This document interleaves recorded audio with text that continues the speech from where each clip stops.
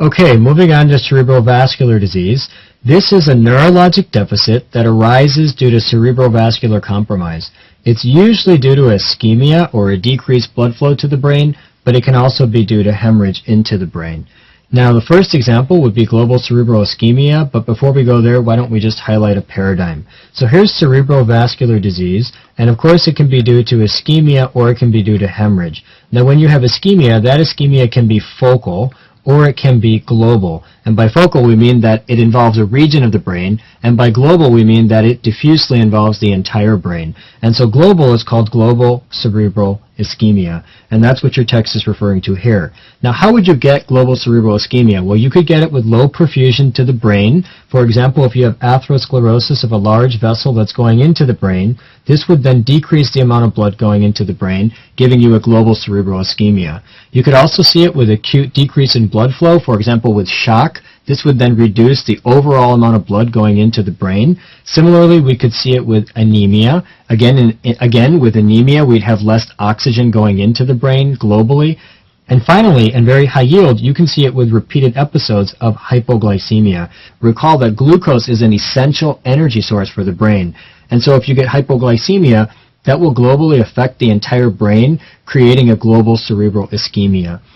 Now, the clinical features of global cerebral ischemia depend on the severity of the ischemia, so it can be mild, moderate, or severe.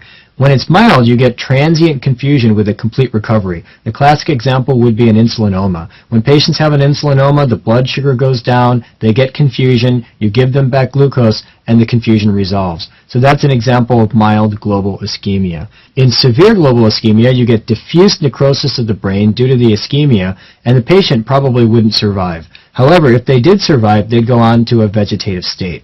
With moderate global ischemia, you get infarcts in watershed areas. The watershed areas are those regions that are fed by the very end of a circulation. So, for example, the region fed by the very end of the anterior cerebral artery, or the very end of the middle cerebral artery. So these are watershed areas, and we can get infarctions in these areas with moderate global ischemia.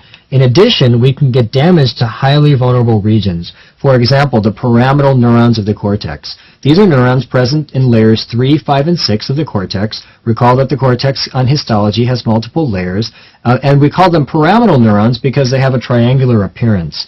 Now imagine if this is the layers of the cortex, and we get damage to layers 3, layers 5, and layer 6, then this is going to create a line of necrosis, and so this is also known as cortical laminar necrosis. And board examiners like to go after this, so you should be aware of it. Cortical laminar necrosis. Now, in addition, another vulnerable region would be the pyramidal neurons of the hippocampus. Remember that the hippocampus is in the temporal lobe, and its job is to transfer information to your long-term memory. And so with moderate global ischemia, you can also get damage to the pyramidal neurons of the hippocampus. And the third area that is highly vulnerable is the Purkinje layer of the cerebellum. So with moderate global ischemia, you could also get cerebellar signs. Moving on to ischemic stroke, let's go back to our paradigm. Here's cerebrovascular disease. Remember that it can be due to ischemia or hemorrhage, and when it's due to ischemia, that can be global or focal.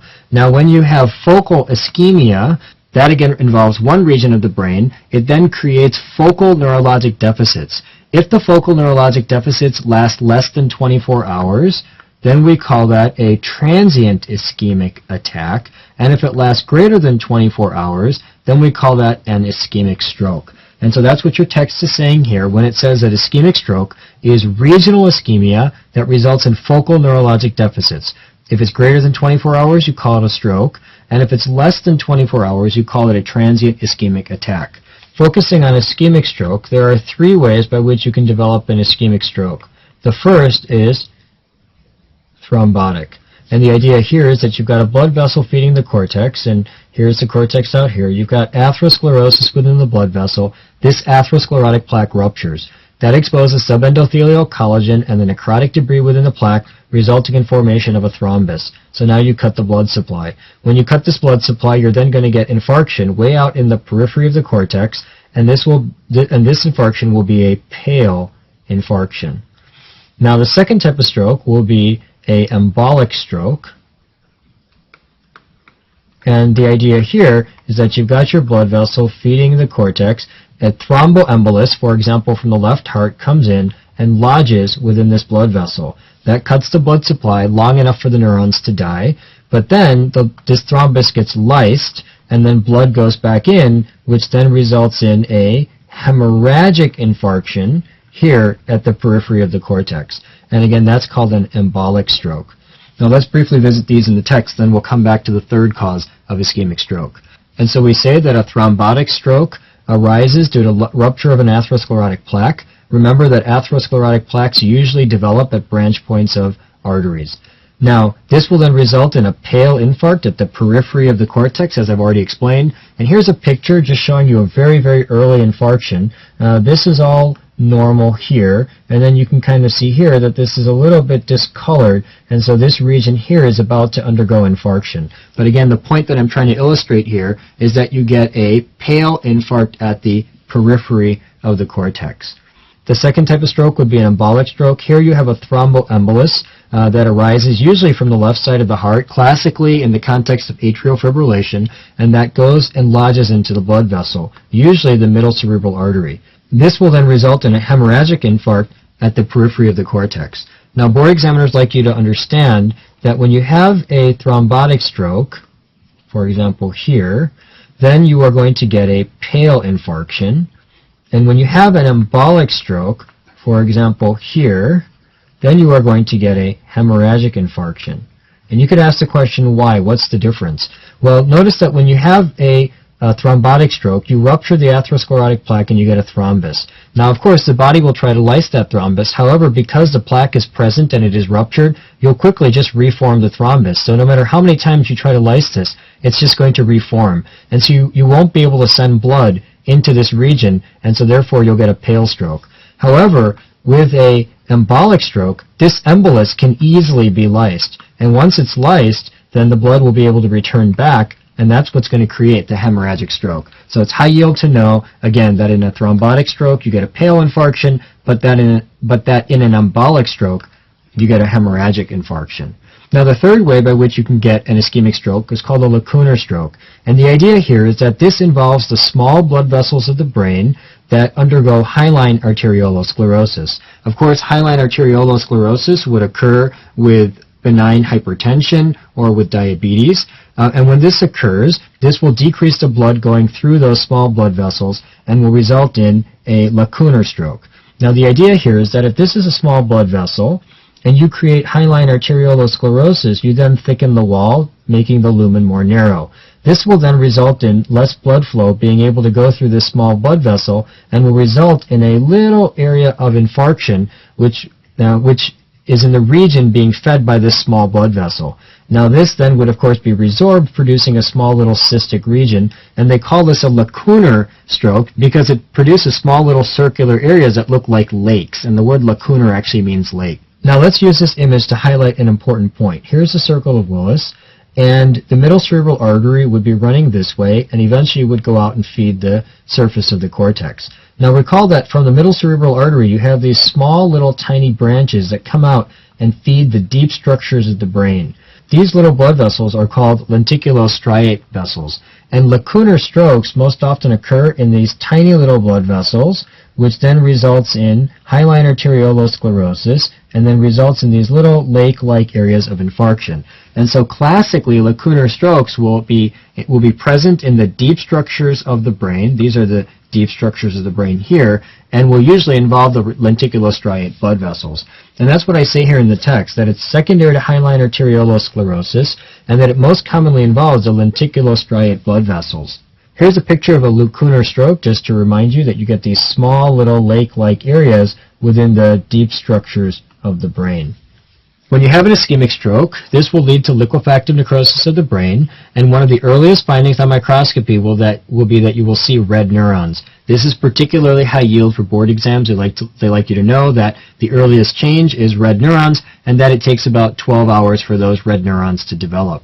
Now, after the cells die, you'll eventually get inflammation, and so the inflammation will first be neutrophils and then be macrophages, but of course in the brain, the macrophages are called the microglial cells. And then, of course, after the first week of inflammation, you'll then go into a healing phase, which is granulation-like tissue. It's not exactly granulation tissue, but it's sort of granulation-like. And then the eventual result, after about a month, will be that you'll have a fluid-filled cystic space surrounded by gliosis. And gliosis simply refers to the reactive astrocytes that will line that cystic space with this gliotic connective tissue. Now let me just remind you that the sequence here is very similar to the sequence that we had within the heart, if you remember your cardiac lectures. Remember there I told you 1 day, 1 week, 1 month. And the idea here is that it takes about a day for the cells to die, and before that you would see red neurons. Once the cells die, you'll have a phase of inflammation that is from 1 day to 1 week, and it will begin with the neutrophils, and then eventually the microglial cells will come in, and then from 1 week to 1 month you'll have this granulation tissue. It's not exactly granulation tissue in the brain, but it's sort of granulation tissue-like. But then eventually that will result in this cystic space. So you'll have a cyst, and of course there will be gliosis, or with astrocytes around that cyst. And so that's particularly important, that the final stage is a gliotic cyst. Now there's 2 areas that board examiners like to focus on here. The first is that you get red neurons, and so these are the red or pink neurons that are present as these cells are dying and undergoing apoptosis. And of course this would occur at about 12 hours and would be present for up to the first 24 hours. And then the examiners like you to know that the very end stage is a cystic lesion, which is surrounded by gliosis. And of course the center is cystic because it underwent liquefactive necrosis. Now the next topic is intracerebral hemorrhage, but before we discuss this, let's go back. You have cerebrovascular disease, and this can be due to ischemia or it can be due to hemorrhage. When it's due to ischemia, that can be focal or that can be global. And we've already discussed both focal and global. So now we're going to discuss hemorrhage, and there's 2 types of hemorrhage. There's intracerebral hemorrhage, or hemorrhage into the brain parenchyma, and then there's subarachnoid hemorrhage, which is hemorrhage into the subarachnoid space. And both of these, again, are a type of cerebrovascular disease. With that background in mind, intracerebral hemorrhage is bleeding into the brain. It's classically due to rupture of Charcot-Bouchard microaneurysms, which is a complication of hypertension, and the basal ganglia is the most common site. Let's use this image to clarify some of what we just said. So here is the circle of Willis. The middle cerebral artery is coming up and feeding the surface of the cortex, and recall that you've got these perforating vessels coming here, which are called the lenticulostriate vessels. Now remember that the lenticulostriate blood vessels can undergo hyaline arteriolosclerosis in the face of hypertension, and that hyaline arteriolosclerosis will decrease the blood supply through the vessel and could result in lacunar infarctions, as we've already described.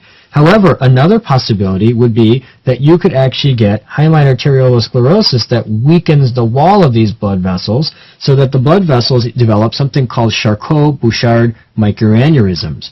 Now those Charcot-Bouchard microaneurysms can rupture, and when these rupture, you'll then get bleed within the parenchyma of the brain. Here's a picture highlighting that the basal ganglia is the most common site, and again, of course, that's because you've got these lenticulostriate blood vessels that are feeding the deep structures of the brain. Moving on to subarachnoid hemorrhage, this is when you have bleeding into the subarachnoid space. It presents a sudden headache, quote-unquote, the worst headache of my life, with nuchal rigidity. Were an LP to be performed, it would show xanthochromia, which basically refers to a yellow tinge to the CSF because of bilirubin breakdown products.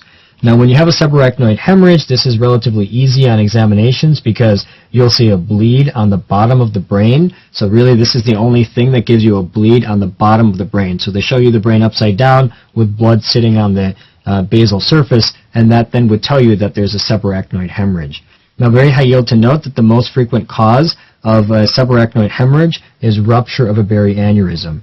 Recall that baryaneurysms are thin-walled saccular outpouchings that are most frequently present in the anterior circle of Willis, particularly at the branch points of the anterior communicating artery.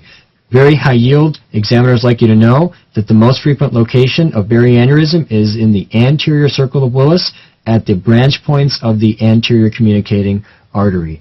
Now, the idea here is that these baryaneurysms can easily rupture because they lack a media layer.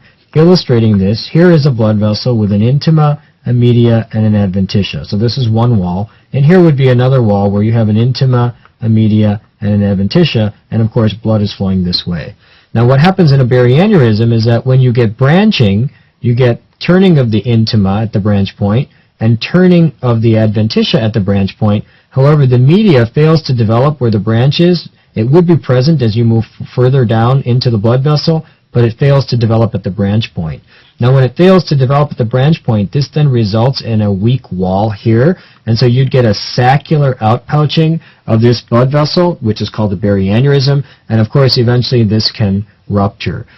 And so it's very high yield to note that the baryaneurysm lacks a media layer, which then makes it susceptible to rupture. One last point that often shows up on exams, and that is baryaneurysms are associated with Marfan syndrome, and they are also associated with autosomal dominant polycystic kidney disease, which again is the adult form of polycystic kidney disease. Here's a picture of a baryaneurysm. Here you've got a normal blood vessel, and then you can see this saccular outpouching here occurring at a branch point. And that concludes our section on cerebrovascular disease.